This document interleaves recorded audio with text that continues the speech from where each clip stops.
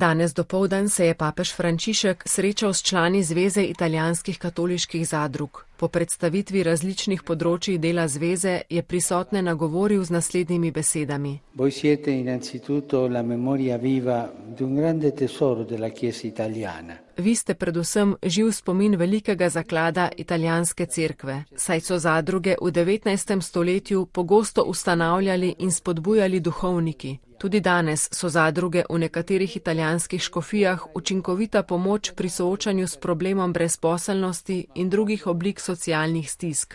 Papež se v svojem nagovoru ni želel toliko ustaviti pri preteklosti, ampak predvsem pri pogledu v prihodnost, pri novih perspektivah, odgovornostih ter pobudah zadružnih podjetij. Zbrane je povabil, naj se z novimi oblikami, metodami in držami borijo proti tako imenovani kulturi odmetavanja. Globalizzare la solidarietà, questo si deve globalizzare. Globalizirati solidarnost, to je potrebno globalizirati. Danes to pomeni misliti na neverjeten porast brezposelnih, na nenehne solze revnih, na napredek, ki bo predstavljal celosten razvoj osebe. V središče svetovne ekonomije je potrebno ponovno postaviti človekovo dostojanstvo.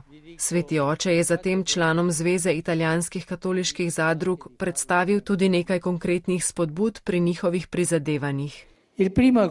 Prva je tale. Le cooperative devono continuare ad essere il motore. Zadruge morajo biti še naprej motor, ki dviguje in razvija najšibkejši del lokalnih skupnosti in civilne družbe. Zato je potrebno na prvo mesto postaviti ustanavljanje novih zadružnih podjetij in tako priskrbeti nova delovna mesta, predvsem za mlade, ki sicer ostajajo brez upanja. Druga papeževa spodbuda se je nanašala na povabilo, naj bodo člani zadrug protagonisti pri uresničevanju novih rešitev za blagor vseh, predvsem na področju zdravstva. La carità è un dono.